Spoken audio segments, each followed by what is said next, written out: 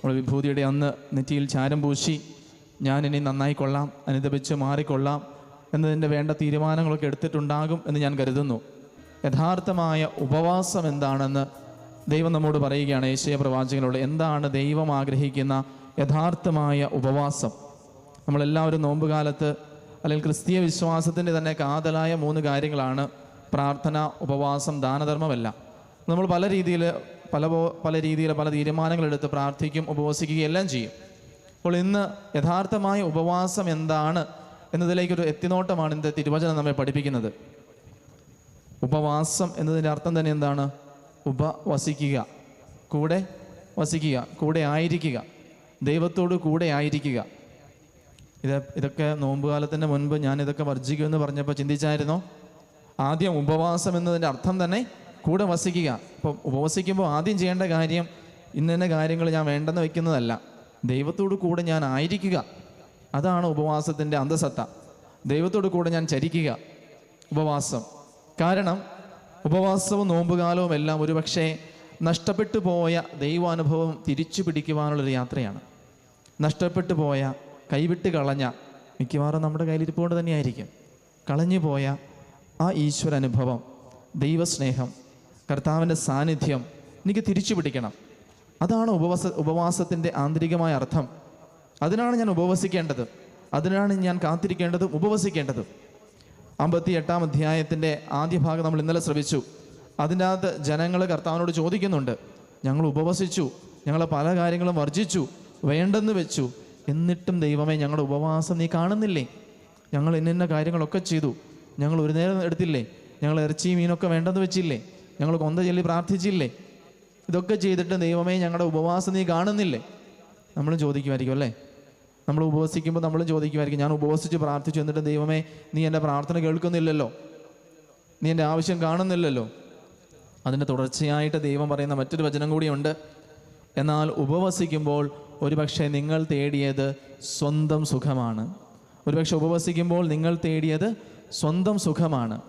അപ്പോൾ നമ്മൾ ആദ്യമേ കൊടുക്കേണ്ട മുൻഗണന, അല്ലെങ്കിൽ നമ്മൾ മുൻഗണന കൊടുക്കേണ്ടത് എൻ്റെ ആവശ്യങ്ങൾക്കും എൻ്റെ നിയോഗങ്ങൾക്കുമല്ല, മറിച്ച് എൻ്റെ കൂടെയായിരിക്കുവാൻ ആഗ്രഹിക്കുന്ന ദൈവത്തിൽ നിന്ന് ഞാൻ അകന്നു പോയിട്ടുണ്ടെങ്കിൽ ആ ദൈവം ആഗ്രഹിക്കുന്ന കൂട്ടായ്മയിലേക്ക് തിരിച്ചു ചെല്ലണം.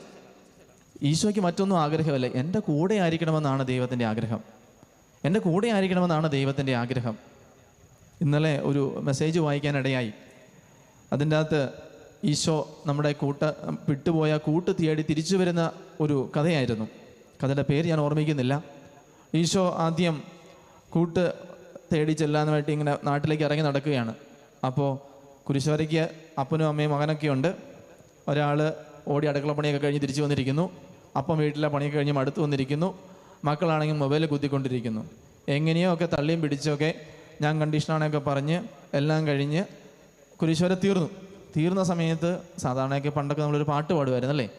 അന്ന് കഷ്ടകാലത്തിന് അവർ പാടിയ പാട്ട് നാഥാ കൂടെ വസിക്കണമേ എന്നായിരുന്നു. ഈശോയ്ക്ക് സന്തോഷമായി.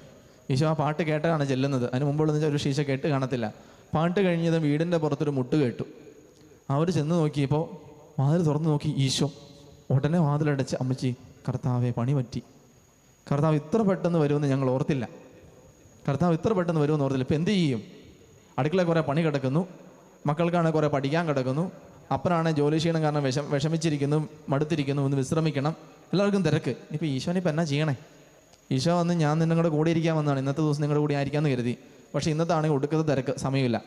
ഒരു കാര്യം ചെയ്യാം, ഈശോനെ കൊണ്ട് അച്ഛനെ ഏൽപ്പിച്ചേക്കാം അല്ലേ? പള്ളി കൊണ്ട് കൊടുത്തേക്കാം. ഈശോനെ പള്ളി കൊണ്ട് കൊടുത്തേക്കാം. ഈശോനെ പള്ളി കൊണ്ട് കൊടുത്തപ്പോഴത്തേക്കും ഈശോനെ പള്ളി കൊണ്ട് കൊടുത്തു. കുറച്ച് കഴിഞ്ഞപ്പോഴത്തേക്കും അച്ഛൻ നോക്കിയപ്പോൾ അച്ഛനും ഭയങ്കര തിരക്ക്. അച്ഛൻ അവിടെ പോകണം, ആ മീറ്റിങ്ങിന് പോകണം, അല്ലെ മരിച്ചടക്കമുണ്ട്, വീട് വെഞ്ചിരിപ്പുണ്ട്, പല തിരക്ക്. അച്ഛൻ പറഞ്ഞു തൽക്കാലം മഠത്തിൽ മദറിനെ ഏൽപ്പിച്ചേക്കാം. മദറാണെങ്കിൽ അന്നത്തെ ദിവസം കറിയും എന്നാൽ പച്ചക്കറിയൊക്കെ മേടിക്കാനായിട്ട് പുറത്തോട്ട് ഇറങ്ങാൻ വേണ്ടി കാത്തിരിക്കുകയായിരുന്നു. ആരെയും കാണുന്നില്ല.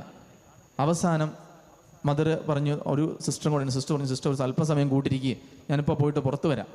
അപ്പോൾ മദർ കാര്യങ്ങളെല്ലാം വാങ്ങിക്കാൻ പുറത്ത് പോയി. ഈശോ ആ സിസ്റ്ററിന് കൂട്ടിരുന്നു. കുറച്ച് നേരം അവരൊക്കെ സംസാരിച്ചിരുന്നു.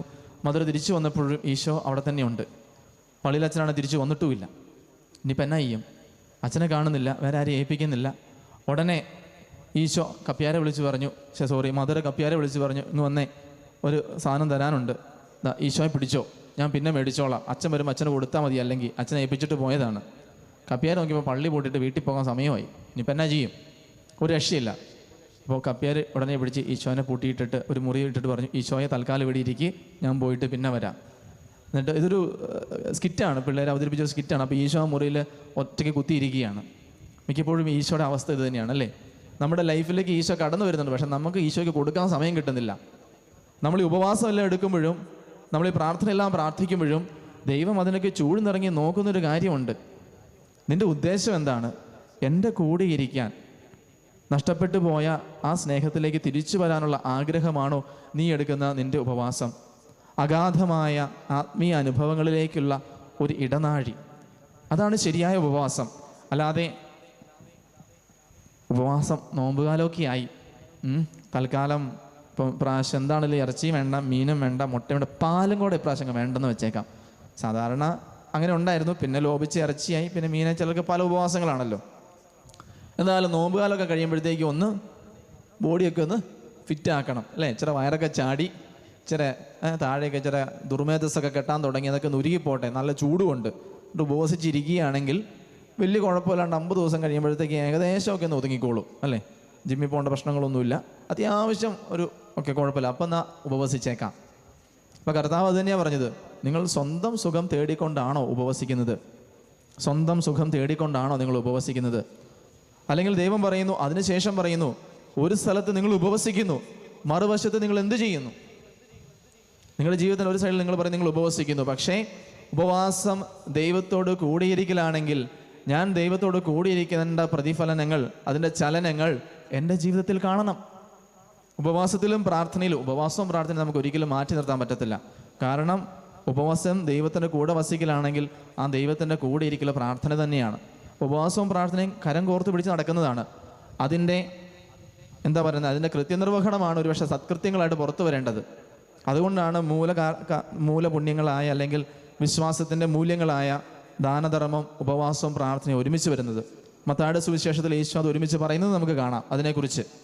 അപ്പോൾ പ്രിയപ്പെട്ടവർ, ഉപവസിക്കുന്ന സമയത്ത് ഉപവാസം അനുഷ്ഠിച്ചത് കൊണ്ടായില്ല. ഈശോ പറയുന്നു, നിങ്ങൾ പുറത്തേക്ക് ഇറങ്ങ്, എന്നിട്ട് നിങ്ങളുടെ കൃത്യനിർവഹണത്തിലൂടെ, നിങ്ങൾ ചെയ്യുന്ന കാര്യങ്ങളിലൂടെ നിങ്ങൾ ദൈവത്തിൻ്റെ കൂടെയാണ് ഇരിക്കുന്നത് എന്നത് കാണുന്നവർക്ക് മനസ്സിലാകട്ടെ. ഞാൻ ഉപവസിച്ചിട്ട് മുന്നിൽ കാണുന്നവനോട് ക്ഷമിക്കുന്നില്ലെങ്കിൽ, ദേഷ്യമുള്ളവരോട് ദേഷ്യം വെച്ച് പുലർത്തിക്കൊണ്ടിരിക്കുകയാണെങ്കിൽ, വഴക്കുണ്ടാക്കുമ്പോൾ, ചെയ്യാവുന്ന നന്മ ചെയ്യാതെ ഞാൻ മുഖം തിരിച്ച് നടക്കുമ്പോൾ, ഈശോ പറയുകയാണ് അവിടെ ഉപവാസം പൂർണ്ണമാകുന്നില്ല. എൻ്റെ കൂടെ ഇരിക്കുന്നു പറയുന്ന നിനക്ക് ഇതൊക്കെ എങ്ങനെ ചെയ്യാൻ സാധിക്കും? നീ എൻ്റെ കൂടെയാണെങ്കിൽ ആ കൂടെയുള്ളതിൻ്റെ ചലനങ്ങൾ നിൻ്റെ ജീവിതത്തിൽ ഉണ്ടാകട്ടെ, മറ്റുള്ളവർ കാണട്ടെ നീ എൻ്റെ കൂടെയാണ് വസിക്കുന്നതെന്ന്, മറ്റുള്ളവർ കാണട്ടെ. ഈശോ പറഞ്ഞല്ലേ, മണവാളൻ കൂടെയുള്ളപ്പോൾ മണവറ തോഴർക്ക് ഉപവസിക്കേണ്ട കാര്യമില്ല. എന്താണ് ഈ മണവാളൻ? എന്നിലുള്ള ഈശ്വര സാന്നിധ്യമാണ്. ആ ഈശ്വര സാന്നിധ്യം നഷ്ടപ്പെട്ട് കഴിയുമ്പോൾ ദൈവം പറഞ്ഞു, ഉപവസിക്കുക, മണവാളൻ വരാൻ വേണ്ടി കാത്തിരിക്കുക. ആ ഈശ്വര സാന്നിധ്യം, ഈശോയുടെ സാന്നിധ്യം, ഈശോയുടെ സ്നേഹം നമുക്ക് ചങ്കത്ത് കൈവച്ച് പറയാൻ പറ്റുമോ?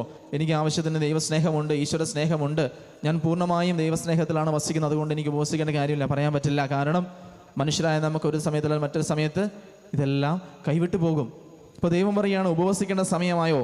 ആ ദൈവസ്നേഹത്തിലേക്ക് തിരിച്ചു വരേണ്ട സമയമായോ? ഈശോ എവിടെയാണ് ഉപവസിച്ചത്? ഈശോ എവിടെയാണ് ഉപവസിച്ചത്? മരുഭൂമിയിൽ അല്ലേ? ഈശോ മരുഭൂമിയിലാണ് ഉപവസിച്ചത്. ഉപവാസം എന്ന് പറയുന്നത് ശരിക്കും ഒരു മരുഭൂമി അനുഭവമാണ്. മരുഭൂമി തേടി നിങ്ങളാരും ഓരോ സ്ഥലത്തോട്ടും പോകരുത്. മരുഭൂമി എന്നത് ആത്മീയമായൊരു മരുഭൂമി നമ്മൾ ഉണ്ടാക്കിയെടുക്കുന്നത്, നമ്മൾ സൃഷ്ടിക്കുന്ന മരുഭൂമിയിലാണ് ഉപവസിക്കേണ്ടത്. എന്തൊക്കെയാണ് മരുഭൂമിയിൽ നമ്മൾ കണ്ടെത്തേണ്ട കാര്യങ്ങൾ? മരുഭൂമി എന്ന് പറയുമ്പോൾ നമ്മൾ എല്ലാറ്റിൽ നിന്നും അകന്ന് ഒന്ന് മാറി നിൽക്കുന്നു. എന്നെ ദൈവത്തിൽ നിന്നും ദൈവസ്നേഹത്തിൽ നിന്നും അകറ്റുന്ന എല്ലാ കാര്യങ്ങളും വിട്ടകന്ന് ഞാൻ മാറി നിന്ന് സ്വയം എനിക്ക് വേണ്ടി ഒരു മരുഭൂമി സൃഷ്ടിക്കണം ഈ നോമ്പുകാലത്തിലെങ്കിലും. അവിടെ എന്തൊക്കെയാണ് ഞാൻ കണ്ടെത്തേണ്ടത്? മരുഭൂമിയിലുള്ള മൗനം. കാരണം നമുക്ക് ചുറ്റും ഒച്ചപ്പാടിൻ്റെയും ബഹളത്തിൻ്റെയും ഒക്കെ ഒത്തിരിയേറെ അലടികളുണ്ട്. പല പല കാര്യങ്ങൾ, വാർത്തകളായി, പാട്ടുകളായി, മാധ്യമങ്ങളായി, പല പല കാര്യങ്ങൾ നമ്മുടെ മനസ്സിനെ കുഴക്കിക്കൊണ്ടിരിക്കുന്നു, സമൂഹ മാധ്യമങ്ങളായി. അപ്പോൾ നമ്മുടെ മനസ്സിങ്ങനെ കറങ്ങിക്കൊണ്ടിരിക്കുന്ന അവസരത്തിൽ ഏത് തിരഞ്ഞെടുക്കണം, എങ്ങോട്ട് ചായണം എന്ന് പോലും നമ്മൾ വിഷമിക്കുന്ന അവസരത്തിൽ ഈശോ പറയുകയാണ്, നിങ്ങളൊരു മരുഭൂമിയിലേക്ക് വാ, ആത്മാവിനെ ഒരു മരുഭൂമി അനുഭവത്തിലേക്ക് കൊണ്ടുപോവാ. ആ മരുഭൂമിയിലിരുന്ന് നിങ്ങൾ ഉപവസിക്കുക. ആദ്യം വേണ്ടത് ആത്മീയമായ ഒരു മൗനം, മരുഭൂമിയിലെ മൗനം. ആ മൗനത്തിലാണ്, ആ നിശബ്ദതയിലാണ് ദൈവസ്വരം ശ്രവിക്കാൻ സാധിക്കുകയുള്ളൂ. അല്ലെ, ഏലീശ കർത്താവിൻ്റെ സ്വരം ശ്രവിച്ചത് എവിടെ വെച്ചാ? നിശബ്ദതയിലാണ്. കർത്താവ് കൊടുങ്കാറ്റ് പോയിട്ട് കണ്ടില്ല, കാറ്റെഴുതിയിട്ട് കണ്ടില്ല, ഭൂമി കുലുക്കമുണ്ടായിട്ട് കണ്ടില്ല, അഗ്നിയിൽ കണ്ടില്ല. തുടർന്ന് വന്ന മൗനത്തിലാണ് ദൈവത്തിൻ്റെ സ്വരം കേട്ടത്. കർത്താവ് പറയുന്നു, ആദ്യം ഒന്ന് മാറി നിൽക്ക്, നിന്റെ ജീവിത തിരകൾക്കിടയിൽ നിന്ന് ഒന്ന് മാറി നിൽക്ക്. വെറുതെ ഓരോന്ന് വർജിക്കുന്നത് കൊണ്ടായില്ല ഉപവാസം. എന്നെ ദൈവസ്നേഹത്തിൽ നിന്ന് അകറ്റുന്ന, ദൈവത്തിന് കൊടുക്കാൻ പറ്റുന്ന സമയം കൊടുക്കുന്നതിൽ നിന്ന് എന്നെ മാറ്റി നിർത്തുന്ന എന്ത് തിരക്കുകളായിക്കൊള്ളട്ടെ, എന്ത് ശീലങ്ങളായിക്കൊള്ളട്ടെ, ഉപകരണങ്ങളായിക്കൊള്ളട്ടെ, ആ ജീവിത സാഹചര്യം മാറ്റിവെക്കുക ഈശോയ്ക്ക് വേണ്ടി. അപ്പം ഞാൻ പിൻവലിയുകയാണ് ആ ജീവിത സാഹചര്യത്തിൽ നിന്ന്. അതാണ് മരുഭൂമിയുടെ അനുഭവം, അതാണ് മരുഭൂമിയുടെ അനുഭവം. അവിടെ ഏകനായിട്ട് ദൈവത്തോട് കൂടിയിരിക്കുക. ഈശോയെ മരുഭൂമിയിൽ വിട്ടു മൗനത്തിൽ, ഏകാന്തതയിൽ ഈശോ ഇരിക്കുകയാണ്. എന്നിട്ട് ദൈവത്തിൻ്റെ സ്വരം കേൾക്കാൻ ശ്രമിക്കുകയാണ്. മൗനത്തിൽ നമ്മൾ സൃഷ്ടിക്കുന്ന ഏകാന്തതയിൽ നമ്മൾ ദൈവത്തിൻ്റെ സ്വരം കേൾക്കാനായിട്ട് ശ്രമിക്കട്ടെ. ദൈവത്തിൻ്റെ സ്വരം കേൾക്കാനായിട്ട് നമുക്ക് ശ്രമിക്കണം. അവിടെയാണ് ഉപവാസം വരുന്നത്. ആ മരുഭൂമിയിൽ ഞാൻ സൃഷ്ടിക്കണം എൻ്റെ മരുഭൂമി ഉപവസിക്കുവാനായിട്ട്. കർത്താവ് പറയണം, അതാണ് യഥാർത്ഥമായ ഉപവാസം ഞാൻ ആഗ്രഹിക്കുന്നത്. എല്ലാത്തിൽ നിന്ന് മാറി നിന്ന് ദൈവത്തിൻ്റെ സ്വരം ശ്രവിക്കാനായിട്ട്, ദൈവസ്നേഹത്തിലേക്ക് തിരിച്ചു പോകുവാനായിട്ട്, ആത്മീയതയിൽ ആഴപ്പെടുവാനായിട്ട് ഞാൻ ശ്രമിക്കുന്ന എൻ്റെ പരിശ്രമം, അതായിരിക്കട്ടെ എൻ്റെ ഉപവാസം. നമുക്ക് പലതിനോടും അരുതെന്ന് പറയേണ്ടി വരും, വേറെ ചിലതിനോട് വേണമെന്ന് പറയേണ്ടി വരും, കഴിഞ്ഞ ദിവസം വാട്സാപ്പിൽ വന്നൊരു ട്രോള്, ആദ്യത്തെ ദിവസങ്ങളിലൊക്കെ നമ്മൾ നോമ്പെടുക്കുന്ന തീരുമാനങ്ങൾ വന്നപ്പോൾ നമ്മളൊരു പക്ഷേ കണ്ടു കാണുമായിരിക്കാം. വളരെ അന്നേരം വായിച്ചപ്പോൾ തമാശയായിട്ടേ തോന്നിയുള്ളൂ. ഇന്ന് ഈ വചനത്തെ പറ്റി ധ്യാനിച്ചപ്പോൾ അത് എത്രമാത്രം അർത്ഥവത്താന്ന് തോന്നി, അല്ലേ? സാധാരണ നമ്മൾ ഏറ്റവും അധികം നമ്മൾ വേണ്ടെന്ന് വയ്ക്കുന്ന കാര്യം ഇറച്ചി ഭക്ഷണങ്ങളാണ്, അല്ലേ? ബീഫ് വേണ്ട, ചിക്കൻ വേണ്ട, മട്ടൻ വേണ്ട, എല്ലാം വേണ്ടെന്ന് വെക്കും. അപ്പോൾ ഇതിന് പകരം നമ്മൾ ഉണ്ടാക്കുന്ന ഒരു സാധനം ഉണ്ടല്ലോ, അതിൻ്റെ പേരെന്നാ? ഇതേപോലെ ഇരിക്കുന്ന അതേ ടേസ്റ്റുള്ള സാധനം, സോയാബീൻ, അല്ലേ? അപ്പോൾ കഴിഞ്ഞ ദിവസം ഇറങ്ങിയ ട്രോളാണ്, നോമ്പ് കാലത്ത് ഇറച്ചി വേണ്ടെന്ന് വെച്ച ഞാൻ അതിന് പകരം സോയാബീൻ എടുത്ത് ഇറച്ചി മസാലയിട്ട് കറി വയ്ക്കാൻ നോക്കിയപ്പോൾ കർത്താവ് പുച്ഛഭാവത്തിൽ ഇറങ്ങി വന്ന് പറഞ്ഞു, എന്തിനാണ് ഈ നോമ്പൊക്കെ? പറ്റൂല്ലെങ്കിൽ പോയി പണി നോക്ക്, അല്ലേ? പറ്റൂല്ലെങ്കിൽ പോയി പണി നോക്ക്. ശരിക്കും പറഞ്ഞാൽ ഇറച്ചിയോടാണ് നമുക്ക് താല്പര്യം എന്നുണ്ടെങ്കിൽ നമ്മൾ ചിലപ്പോൾ പച്ചിറച്ചി വേണമെങ്കിലും കഴിച്ചേക്കും. പക്ഷെ അവിടെ നമ്മുടെ താല്പര്യം എന്തിനോടായിരുന്നു? ഇറച്ചിക്കറിയോടുള്ള സ്വാദിനോടാണ് ശരിക്കും നമുക്കുള്ള താല്പര്യം. അല്ലാണ്ട് ഈ ഇറച്ചി ഞറങ്ങണമെന്ന് ചവച്ച് ഇറക്കിയിട്ട് നമുക്ക് പ്രത്യേകിച്ച് അവളെ കുളിരൊന്നും കിട്ടാനില്ല. ഈ ചിക്കൻ വറുത്തതും അല്ലെങ്കിൽ ബീഫ് റോസ്റ്റും, അല്ലേ, മട്ടനൊക്കെ കഴിക്കുമ്പോൾ നമുക്ക് കിട്ടുന്ന സ്വാദ്, അതിലാണ് നമുക്ക് താല്പര്യം.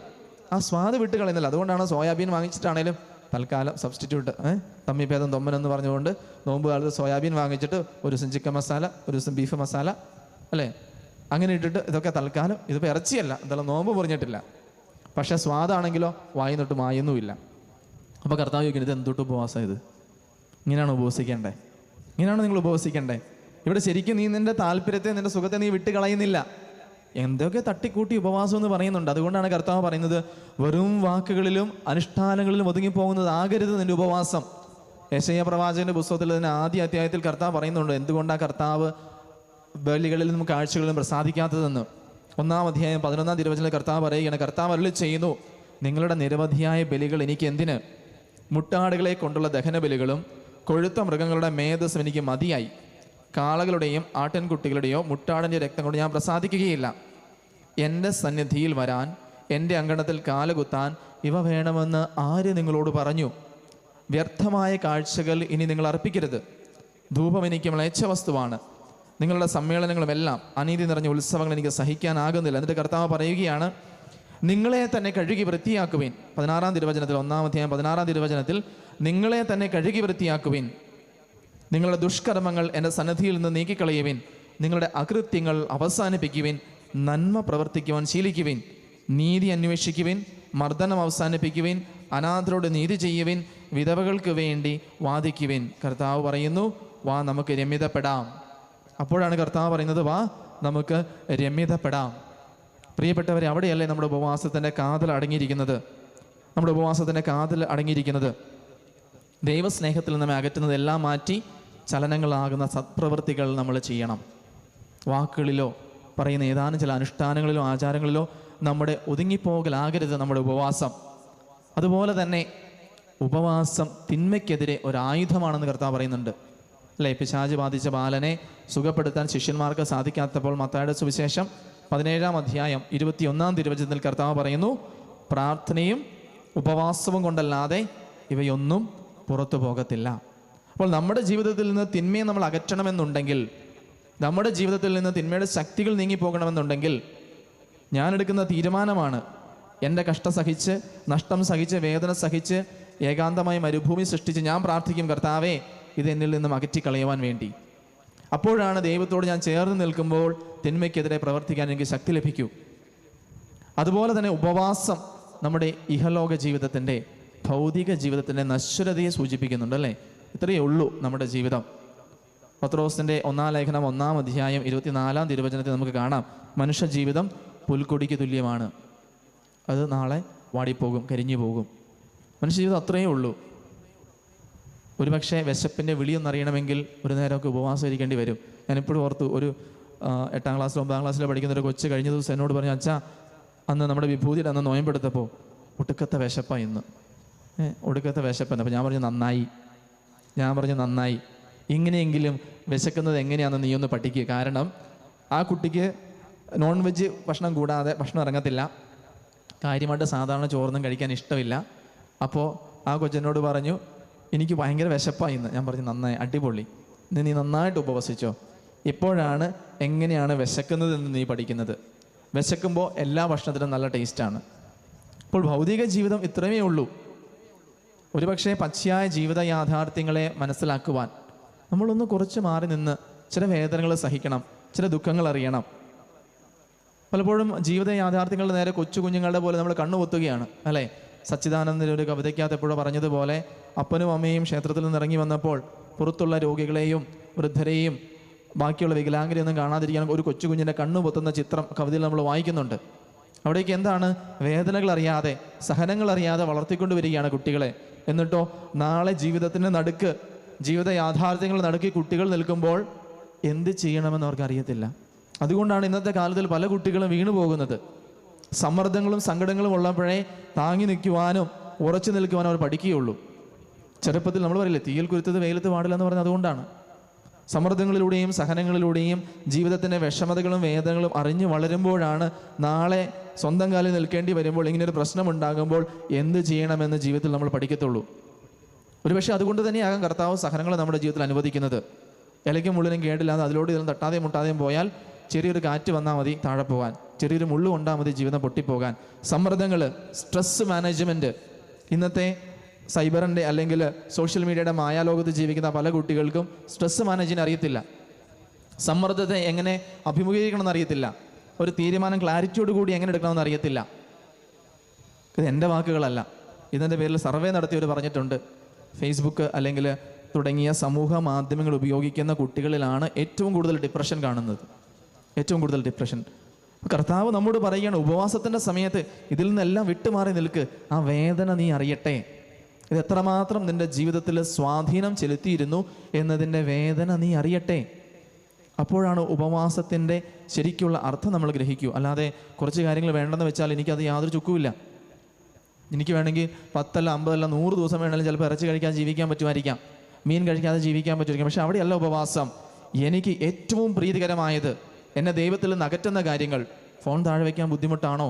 ഇപ്പോൾ ഒത്തിരിയേറെ യുവജനങ്ങൾ ഈ ഒരു കാര്യം മനസ്സിലാക്കി നോമ്പുകാലത്തൊക്കെ ഒത്തിരി ആഹ്വാനം ഉണ്ടായിരുന്നു. വാട്സാപ്പ് ഉപേക്ഷിക്കുവാൻ, നമ്മുടെ സോഷ്യൽ മീഡിയ ഉപേക്ഷിക്കുവാൻ, അല്ലെങ്കിൽ ദിവസം 1 മണിക്കൂറെങ്കിലും ഫോണിന് ഉപവാസം എടുക്കുവാനൊക്കെ വളരെ നല്ല തീരുമാനങ്ങളാണ്. അങ്ങനെ ദൈവത്തിൽ നമ്മെ അകറ്റുന്ന എല്ലാ കാര്യങ്ങളും മാറ്റിവെക്കുവാൻ, അതോടൊപ്പം തന്നെ ജീവിതത്തിന് ഏകാഗ്രത കിട്ടാൻ ഉപവാസം വളരെ നല്ലതാണ്. കാരണം എന്നാ? ഏകാഗ്രത നഷ്ടപ്പെടുത്തുന്ന സാധനം എന്താ? പഠിക്കാനിരിക്കുമ്പോൾ എന്തെങ്കിലും കാര്യം ചെയ്യുമ്പോൾ നമ്മൾ വിചാരിക്കും, അയ്യോ പല വിചാരം, അല്ലേ? ഏകാഗ്രത കിട്ടുന്നില്ല, പല വിചാരം. കാരണം എന്നാ? പല കാര്യങ്ങളുള്ളതുകൊണ്ടാണ് പല വിചാരം വരുന്നത്, പല കാര്യങ്ങളുള്ളതുകൊണ്ടാണ് പല വിചാരം വരുന്നത്. അപ്പോൾ ഉപവാസത്തിൽ നമ്മൾ പല കാര്യങ്ങൾ നീക്കി വയ്ക്കുന്നു, എന്നിട്ട് കുറച്ച് കാര്യങ്ങൾ മാത്രം എടുക്കുന്നു. പല കാര്യങ്ങളങ്ങ് മാറ്റി വയ്ക്കുകയാണ്. ആവശ്യമില്ലാത്ത പല കാര്യങ്ങൾ നമ്മുടെ ജീവിതത്തിൽ നിന്ന് മാറ്റിവെച്ചിട്ട് കുറച്ച് കാര്യങ്ങൾ മാത്രം നമ്മുടെ ജീവിതത്തിലേക്ക് എടുക്കുകയാണ്. ആ കുറച്ച് കാര്യങ്ങളിൽ മാത്രം നമ്മൾ ശ്രദ്ധ കൊടുത്ത് ജീവിക്കാൻ, ജീവിതത്തിൻ്റെ ഏകാഗ്രതയ്ക്ക് വേണ്ടിയിട്ട് ഉപവാസത്തിൻ്റെ ആഴത്തിൽ നമ്മൾ ചിന്തിക്കുമ്പോൾ ഇതൊക്കെയാണ് നമ്മൾ ശരിയായ ഉപവാസം, ദൈവം ആഗ്രഹിക്കുന്ന ഉപവാസം. ആദ്യം ആത്മീയമായ ഒരു എളിമപ്പെടൽ, ആഴപ്പെടൽ ബുദ്ധിമുട്ടാണ്. നമുക്ക് ഒത്തിരി വേദനാജനകമാണ് പ്രീതികരമായതൊക്കെ നീക്കി വയ്ക്കാൻ. പക്ഷേ ഇങ്ങനെയൊക്കെ ചെയ്യുമ്പോഴേ യഥാർത്ഥമായ ഉപവാസത്തിൻ്റെ ഫലവും ലക്ഷ്യവും നമുക്ക് കിട്ടുകയുള്ളൂ. അത് ഇന്നത്തെ വായനയിൽ നമ്മൾ വ്യക്തമായിട്ട് കേൾക്കാം. 58-ാം അധ്യായം 9 മുതലുള്ള തിരുവചനങ്ങളിൽ കർത്താവ് പറയുന്നുണ്ട്, അപ്പോൾ. എപ്പോഴാണ്? ആദ്യ വചനങ്ങളിൽ പറയുന്നുണ്ട്, മറ്റുള്ളവർക്ക് നന്മ ചെയ്യുക, ആവശ്യമുള്ളവൻ്റെ ആവശ്യങ്ങൾ കണ്ടറിഞ്ഞ് അവനെ സഹായിക്കുമ്പോൾ നിന്റെ ഉപവാസം പൂർത്തിയാവും. കാരണം ദൈവത്തോട് കൂടി ഇരിക്കുന്നവർക്ക് ഒരിക്കലും സഹോദരരെ സ്നേഹിക്കാതിരിക്കാൻ പറ്റില്ല. നീ ഉപവസിക്കുന്നു, ദൈവത്തോട് കൂടെ വസിക്കുന്നു, ദൈവത്തോട് കൂടെ ഇരിക്കുന്നുവെങ്കിൽ എങ്ങനെ നിനക്ക് ചുറ്റുമുള്ളവരുടെ വേദനയും സങ്കടവും കാണാതിരിക്കാൻ പറ്റും? കാരണം നീ ദൈവത്തോട് കൂടിയാണ് നടക്കുന്നത്, ദൈവത്തിൻ്റെ കണ്ണിലൂടെയാണ് നീ കാണുന്നത്. ആ ദൈവം സ്നേഹിക്കുന്നവരെ നീ എന്തായാലും സ്നേഹിച്ചു പോകും. അപ്പോഴാണ് ഈശോ പറയുന്നത്, കർത്താവ് അരുളി ചെയ്യുന്നത് പ്രവാചകനിലൂടെ, അപ്പോൾ നിന്റെ വെളിച്ചം പ്രഭാതം പോലെ പൊട്ടിവിരിയും. ഇരുട്ടിലായിരുന്ന നീ അപ്പോൾ പ്രകാശം കാണും, നിന്റെ ജീവിതം പ്രകാശിക്കും. ഈ കാര്യങ്ങളിലെല്ലാം നീക്കി വെച്ച് നീ ഉപവസിക്കുമ്പോൾ നിന്റെ ജീവിതം പ്രകാശിക്കും. നീ വേഗം സുഖം പ്രാപിക്കും. നിന്റെ നീതി നിന്റെ മുൻപിലും കർത്താവിൻ്റെ മഹത്വം നിന്റെ പിൻപിലും നിന്നെ സംരക്ഷിക്കും. ദൈവം നൽകുന്ന വാഗ്ദാനങ്ങളാണ്, ഫലങ്ങളാണ്. ഉപവസിക്കുമ്പോൾ നീ പ്രഭാതം പോലെ പൊട്ടിവിരിയും, നിന്റെ ജീവിതത്തിൽ പ്രകാശം നീ കാണും, നീ സുഖം പ്രാപിക്കും. കർത്താവിൻ്റെ മഹത്വം നിന്റെ പിൻപിൽ നിന്നെ സംരക്ഷിക്കും. നിന്റെ ജീവിതത്തിൻ്റെ നീതി നിന്റെ മുൻപിലുണ്ടാകും. തീർന്നില്ല, അവിടെ തീരുന്നില്ല. തുടർന്ന് കർത്താവ് പറയുകയാണ്, കുറ്റാരോപണവും ദുർഭാഷണവും എല്ലാം നിന്നിൽ ദൂരെ കളയുക. 11-ാം തിരുവചനത്തിൽ കർത്താവ് പറയുന്നു, കർത്താവ് നിന്നെ നിരന്തരം നയിക്കും. കർത്താവ് നിന്നെ നിരന്തരം നയിക്കും. മരുഭൂമിയിലും നിനക്ക് സമൃദ്ധി നൽകും. നിന്റെ അസ്ഥികളെ ബലപ്പെടുത്തും. നനച്ചു വളർത്തിയ പൂന്തോട്ടവും വറ്റാത്ത നീരുറവയും പോലെയാകും നീ. ആഴമേറിയ വചനങ്ങളാണ്.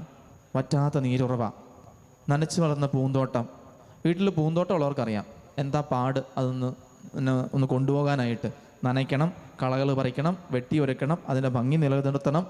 അപ്പോൾ ഒരു പൂന്തോട്ടം പോലെ കർത്താവിനെ പരിപാലിക്കും. അത്ര സ്നേഹത്തോടെ കർത്താവിനെ പരിപാലിക്കും, എന്നെ നയിക്കും. എൻ്റെ അസ്ഥികളെ ദൈവം ബലപ്പെടുത്തും. ജീവിതത്തിൻ്റെ ഏത് വരണ്ട നിമിഷത്തും കർത്താവ് എനിക്ക് സമൃദ്ധി നൽകും. സമൃദ്ധി നൽകുന്ന വചനങ്ങളാണ് ഇപ്പോൾ നമ്മൾ കേട്ടത്. നീ ആത്മാവിൽ ആഴപ്പെട്ട് ഉപവസിക്കുമ്പോൾ, ഉപവാസത്തിൻ്റെ സത്പ്രവൃത്തികൾ നീ ചെയ്യുമ്പോൾ കർത്താവ് നിന്നെ നയിക്കും, സമൃദ്ധി നൽകും. നീ ഒരു പൂന്തോട്ടം പോലെ നിന്നെ പരിപാലിക്കും. നീ ഒരു വറ്റാത്ത നീരുറവ പോലെയായിരിക്കും. വറ്റാത്ത നീരുറവ പോലെയായിരിക്കും.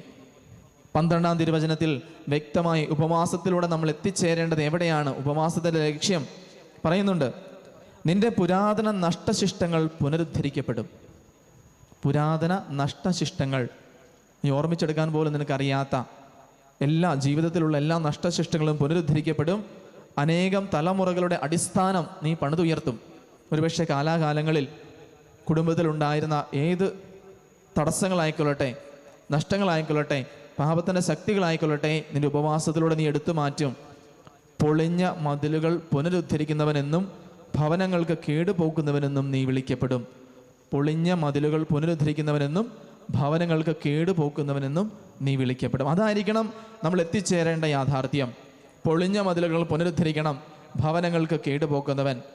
ആ ഒരു പുനരുദ്ധാരണമാണ് ഉപവാസത്തിലൂടെ കർത്താവ് ആഗ്രഹിക്കുന്ന ലക്ഷ്യം. ഞാൻ ഉപവസിച്ച് ഉപവാസത്തിലൂടെ ഫലമണിയേണ്ട കാര്യം, പൂർത്തിയാക്കേണ്ട കാര്യം എന്താണ്? പുനരുദ്ധരിക്കണം. കേടുപാടുകൾ നീക്കി പുനരുദ്ധരിക്കണം. പൊളിഞ്ഞ പാലങ്ങൾ, പൊളിഞ്ഞ മതിലുകൾ, പൊളിഞ്ഞു പോയ ഭവനങ്ങൾ പുനരുദ്ധരിക്കപ്പെടണം. പ്രിയപ്പെട്ടവരെ, ഈ ബലിയിൽ നമ്മൾ പങ്കെടുക്കുമ്പോൾ യഥാർത്ഥമായ ഉപവാസം എന്താണെന്ന് നമുക്ക് മനസ്സിലാക്കിയിരിക്കാം. വാക്കുകളിൽ ഒതുങ്ങുന്നതല്ല, ദൈവത്തിൻ്റെ കൂടെയിരിക്കുന്നതാണ് യഥാർത്ഥമായ ഉപവാസം. ഞാൻ സൃഷ്ടിക്കത്തെടുക്കുന്ന മരുഭൂമിയിൽ എനിക്ക് സുഖം പകരുന്ന, എനിക്ക് വിട്ടുപിരിയാനാവാത്ത ലൗകിക കാര്യങ്ങളെ ഞാൻ അരുതെന്ന് പറഞ്ഞ് മാറ്റിവെച്ച് കുറച്ച് കാര്യങ്ങളിൽ മാത്രം ശ്രദ്ധ കൊടുത്ത് ദൈവത്തോട് കൂടെയായിരിക്കുന്നു. എന്തിനാ? കൈവിട്ടുപോയ, കളഞ്ഞുപോയ ദൈവസ്നേഹം തിരിച്ചു പിടിക്കുവാൻ, ആ ഈശ്വര അനുഭവം എൻ്റെ ജീവിതത്തിലേക്ക് തിരിച്ചു കൊണ്ടുവരുവാൻ, കർത്താവുമായിട്ടുള്ള കൂട്ടായ്മ, ദൈവവുമായിട്ടുള്ള ബന്ധം പുനഃസ്ഥാപിക്കുവാൻ, പുനരുദ്ധരിക്കുവാൻ എൻ്റെ ഉള്ളിലേക്ക് ഇറങ്ങി ഞാനൊരു യാത്ര പോവുകയാണ്, ഒരു ആത്മശോധന എൻ്റെ ഉപവാസത്തിലൂടെ. അപ്പോൾ വർജിക്കേണ്ടതെന്തെന്നും ഉപേക്ഷിക്കേണ്ടതെന്തെന്നും മനസ്സിലാക്കണം, ചെയ്യേണ്ടതെന്തെന്നും നമ്മൾ മനസ്സിലാക്കണം. സത്പ്രവൃത്തികൾ, അതിനോടൊപ്പം സത്പ്രവൃത്തികൾ, ദൈവത്തോട് കൂടിയിരിക്കുന്ന ഞാൻ ദൈവം ആഗ്രഹിക്കുന്ന സത്പ്രവൃത്തികൾ, ദൈവം കാണുന്ന കണ്ണിലൂടെ സഹോദരങ്ങളെ കാണാൻ പഠിക്കണം. ക്ഷമിക്കണം, വിട്ടുകളയണം, രമ്യതയിലെത്തണം, എളിമപ്പെടണം, ചുറ്റുമുള്ളവരെ ബഹുമാനിക്കണം. ഇതുകൂടാതെയുള്ള ഉപവാസം അർത്ഥശൂന്യമാണെന്ന് ദൈവം നമ്മുടെ മുഖത്ത് നോക്കിയെന്ന് പറയുന്നുണ്ട്. നമ്മളിന്ന് ചിന്തിച്ചു നോക്കുക, ഇതൊക്കെ കൂടാതെയാണോ എൻ്റെ ഉപവാസം? ഞാൻ ഉപവസിക്കുന്നു എന്ന് പറയുന്നു, എന്നിട്ട് മറ്റുള്ളവരെ ദ്വേഷിക്കുന്നു, തെറി പറയുന്നു, അവരെ ബഹുമാനിക്കുന്നില്ല, നിന്ദിക്കുന്നു, പുച്ഛിക്കുന്നു, മറ്റൊരാളുടെ രമ്യതയിൽ എത്തിച്ചേരുവാൻ ഞാൻ പരിശ്രമിക്കുന്നില്ല. കർത്താവ് പറയുന്നു, ഇങ്ങനെയുള്ള ഉപവാസം എനിക്ക് താല്പര്യമില്ല. ആചാരങ്ങളും അനുഷ്ഠാനം മാത്രമേ അതുള്ളൂ. അതിൽ ഞാൻ ഒരിക്കലും പ്രസാദിക്കുകയില്ല. പ്രിയപ്പെട്ടവരെ, നഷ്ടപ്പെട്ടു പോയ ദൈവസ്നേഹം ഉപവാസത്തിലൂടെ നമുക്ക് തിരിച്ചു പിടിക്കണം. പ്രാർത്ഥന കർത്താവ് കേൾക്കുമെന്ന് പറയുന്നു, സമൃദ്ധി നൽകുമെന്ന് വാഗ്ദാനം ചെയ്യുന്നു, എന്നെ പുനരുദ്ധരിക്കുമെന്ന് കർത്താവ് പറയുന്നു. ആ ദൈവത്തോട് നമുക്ക് ചേർന്ന് നിൽക്കാം. അതായിരിക്കട്ടെ നമ്മുടെ യഥാർത്ഥമായ ഉപവാസം. ചിന്തിച്ചു നോക്കുക, ഞാൻ എവിടെയൊക്കെയാണ് ഇനിയും എൻ്റെ ജീവിതത്തിൽ ഉപവാസമെടുക്കേണ്ടത്?